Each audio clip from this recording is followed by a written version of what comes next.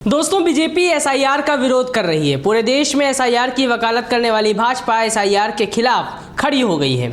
आप सोचेंगे अचानक ऐसा क्यों और कैसे?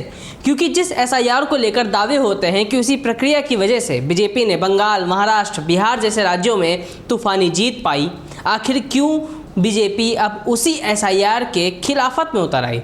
लेकिन ज़रा रुकिए, सवाल ये नहीं है कि क्यों, सवाल ये है कि कहाँ बीजेपी एसआईआर का कहाँ विरोध कर रही है। नमस्कार, मैं हूं दीपक वर्मा, आप देख रहे हैं तरुण मित्र, और आज हम बात करेंगे कि क्या बीजेपी अपने ही बुने जाल में फंस गई है। और जाल है विशेष गहन पुनरीक्षण यानी एसआईआर का। खबर कर्नाटक की है, लेकिन बीजेपी के दोहरे चरित्र की पोल पूरे देश के सामने खुली है। ऐसा हम बिल्कुल नहीं कह रहे हैं, बल्कि कांग्रेस बता रही है। पहले आपको पूरा मामला बताते हैं। दरअसल कर्नाटक में जारी मतदाता सूची के विशेष गहन पुनरीक्षण यानी एसआईआर प्रक्रिया को लेकर भारतीय जनता पार्टी और उसकी गठबंधन सहयोगी एचडी कुमारस्वामी की जनता दल सेकुलर यानी जेडीएस लगातार विरोध में उतर आई है। इस सिलसिले में दोनों दलों के नेताओं ने राज्य के मुख्य निर्वाचन अधिकारी को एक औपचारिक शिकायत सौंपी है, जिसके बाद कांग्रेस के कर्नाटक प्रभारी और राज्यसभा सांसद रणदीप सिंह सुरजेवाला ने इस विरोध को भाजपा और एनडीए का दोहरा रवैया बताया है। उन्होंने सोशल मीडिया प्लेटफॉर्म एक्स पर एक पोस्ट में भाजपा और जेडीएस से कहा कि अगर इनमें हिम्मत है तो सामने आकर कहें कि एसआईआर की प्रक्रिया गलत और लोकतंत्र विरोधी है। सुरजेवाला ने आगे कहा कि भारतीय राष्ट्रीय कांग्रेस और कर्नाटक कांग्रेस एसआईआर के प्रति भाजपा और जेडीएस के विरोध का स्वागत करती है। साथ ही उन्होंने इन नेताओं को चुनौती देते हुए सिलसिलेवार तरीके से चुनावी राज्यों में हुए एसआईआर को गलत बताने की हिम्मत दिखाने और चुनावी परिणामों को रद्द करने के लिए आवाज़ उठाने की बात कही। उन्होंने लिखा कि भाजपा और उसके सहयोगी ये बात माने कि बिहार में विधानसभा चुनाव से पहले एसआईआर में 47 लाख मतदाताओं के नाम हटाना गलत था और बीते बिहार विधानसभा चुनाव के नतीजों को रद्द किया जाना चाहिए। इसी तरह पश्चिम बंगाल विधानसभा चुनाव में भी एसआईआर के तहत 84 लाख वोटर्स के नाम हटाना, असम विधानसभा चुनाव में 11 लाख वोटर्स के नाम हटाना ये गलत था और इसे भी रद्द किया जाना चाहिए। गौरतलब है कि पश्चिम बंगाल और बिहार दोनों ही जगहों पर एसआईआर प्रक्रिया विवादों में घिरी रही है।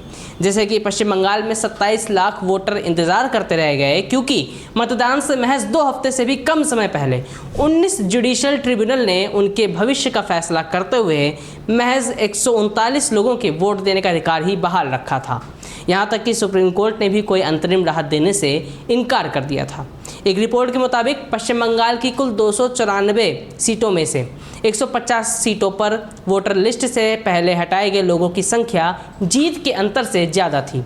इनमें से भाजपा ने 99 सीटें जीती, जबकि 2021 में भाजपा केवल 19 सीटें ही जीत पाई थी।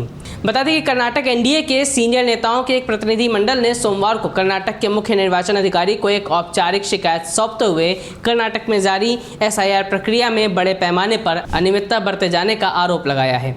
नेताओं ने पत्र में एसआईआर अभियान में भारी अनियमितताओं पर गंभीर चिंता व्यक्त करते हुए कहा, बीएलओ घर घर जाकर जानकारी लेने के बजाय कम्युनिटी हॉल, मस्जिदों और यहाँ तक कि अपने घरों से भी एनुमरेशन फॉर्म भर रहे हैं। इसके अलावा नेताओं ने बताया कि बीएलओ ने एसआईआर के मकसद से व्हाट्सएप ग्रुप भी बनाया है। ऐसा करना तय एसआईआर गाइडलाइंस का उल्लंघन है और इसे चुनावी प्रक्रिया की निष्पक्षता और धर्मनिरपेक्ष स्वरूप को लेकर गंभीर चिंताएं पैदा होती हैं। दिलचस्प बात यह है कि इससे पहले एक रिपोर्ट में यह भी बताया गया था कि भाजपा शासित महाराष्ट्र में भी बीएलओ ने एसआईआर प्रक्रिया से जुड़ी जानकारी इकट्ठा करने के लिए व्हाट्सएप ग्रुप बनाए थे, क्योंकि उन पर भारी दबाव था और उन्हें तय समय सीमा में काम समाप्त करना था। लेकिन भाई साहब, जब यही प्रक्रिया कर्नाटक के बीएलओ अपना रहे हैं तो वो नियमों का उल्लंघन कैसे हो गया? बड़ा सवाल है।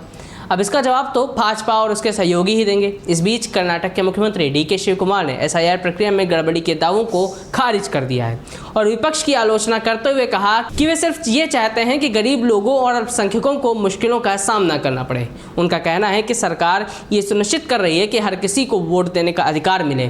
फिलहाल सब कुछ आपके सामने है। इसे देखकर बड़े सवाल खड़े होते हैं कि जो एसआईआर अभियान बीजेपी शासित राज्यों में प्रदेश और देश के लिए जरूरी हो जाता है, तमाम आरोपों के बावजूद भी आखिर आज उसी एसआईआर के विरोध में भाजपा को क्यों उतरना पड़ रहा है? आपकी क्या राय है? हमें कमेंट बॉक्स में बताइएगा। मिलेंगे अगली वीडियो में, तब तक देखते रहिए तरुण मित्र। नमस्कार।